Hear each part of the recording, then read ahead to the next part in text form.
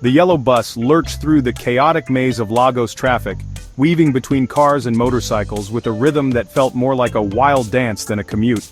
For Ayo, a university student, this daily journey was a test of endurance, and easily the worst part of his day. As the bus rattled over potholes and swerved to avoid street vendors, Ayo clung to his seat, his knuckles white, his face pale. The blaring horns, the shouts of conductors, and the thick, humid air didn't bother him much. He'd grown used to the city's noise and chaos. What truly unsettled him was the relentless churning in his stomach, a wave of nausea that seemed to rise and fall with every jolt and swerve. It was a sensation he dreaded, one that made every minute on the bus feel like an hour. Each bump in the road sent a fresh surge of discomfort through his body, and every sharp turn made his head spin. He tried to distract himself, looking out the window at the blur of city life, but nothing seemed to help. Desperate to make the time pass, Ayo opened his textbook, hoping to get some reading done before class. But the words on the page refused to stay still, swimming and twisting as the bus bounced along, making it impossible to focus. Meanwhile, his friend Tunde sat beside him, happily munching on a meat pie, completely oblivious to Ayo's misery. Tunde chatted about football and weekend plans, but Ayo could barely respond, too busy fighting the urge to be sick. This wasn't just a bad day. Ayo had felt this way in every vehicle he'd ever ridden. Buses, cars, even that one time on a ferry. No matter the mode of transport, the nausea always found him. His grandmother had tried everything. Bitter cola, special threads tied around his wrist, even whispered prayers and herbal teas, but nothing seemed to work, and Ayo was left searching for answers. When the bus finally screeched to a halt near campus, Ayo stumbled out, legs shaky, gulping in the fresh air as if it were a lifeline. Relief washed over him, but it was always temporary. He knew he'd have to face the same ordeal on the way home. This endless cycle of sickness and relief was more than just an inconvenience. It was a mystery he couldn't solve, a puzzle that left him frustrated and anxious. Little did Ayo know, the answer to his troubles lay deep within his own brain. A fascinating case of crossed wires that would soon reveal itself in the most unexpected way. What is this misery? Why do so many of us feel queasy, dizzy, or even downright ill when we travel by car, bus, or boat?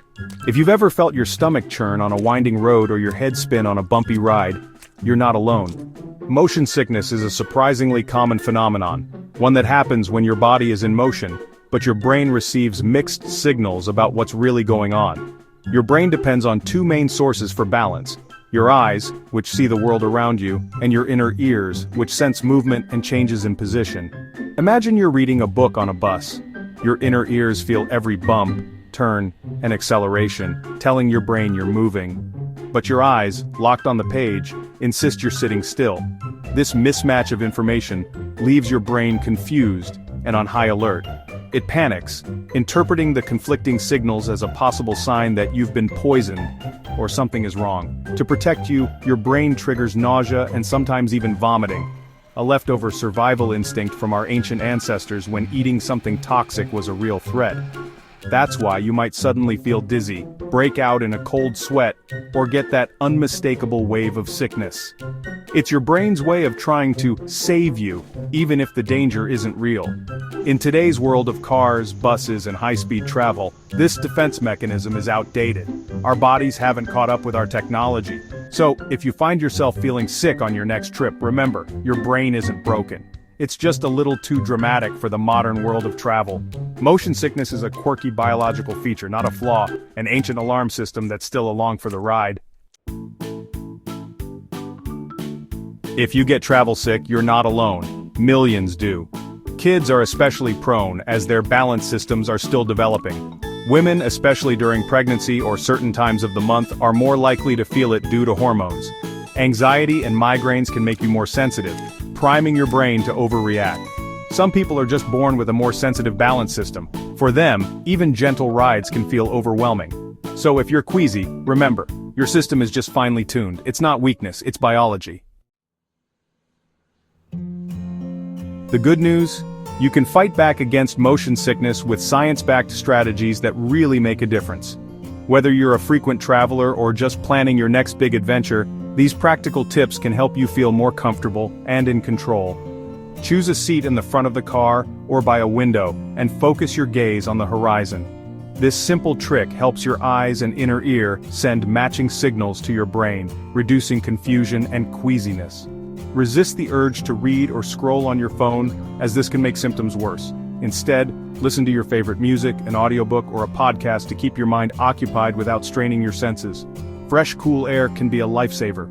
Crack open a window or adjust the air vent to let in a gentle breeze, which can help ease nausea and keep you feeling refreshed. Eat a light snack before you set off, and avoid heavy, greasy, or spicy meals that can upset your stomach. Staying hydrated with water is also key to feeling your best. Ginger is a time-tested remedy for motion sickness. Try sipping ginger tea, nibbling on ginger biscuits, or taking ginger capsules before and during your trip for natural relief. Over-the-counter antihistamines can also help prevent or reduce symptoms, but it's important to check with your doctor or pharmacist to find the right option and dosage for you. A little planning goes a long way. Map out your route, pack snacks and remedies, and give yourself plenty of time to prepare so you can travel with confidence. Everyone's different, so experiment with these tips to discover what works best for you. Keep track of your experiences to fine-tune your approach for future trips. With the right strategies, you don't have to dread every trip. Instead, you can look forward to your journeys and make the most of every adventure. You can train your brain to handle motion better. This is called habituation. Start with short, manageable trips using all your coping strategies. End the journey before you feel sick, building positive associations. Gradually increase the length and complexity of your trips. Even pilots and sailors get used to motion over time. Some clinics use virtual reality or rotating chairs for controlled exposure. You can apply these principles in daily life. Take small steps, celebrate small wins. Over time, your brain learns travel isn't a threat. You can turn dread into comfort, one trip at a time. Armed with new knowledge, Ao changed his routine. He sat near the front, looked at the road, and skipped reading on the bus. Breakfast became toast and ginger tea, not skipped meals. He listened to podcasts, breathed deeply, and reminded himself it was just a sensory mix-up. The first week, the nausea faded to mild unease. Soon, he made it to campus without feeling sick.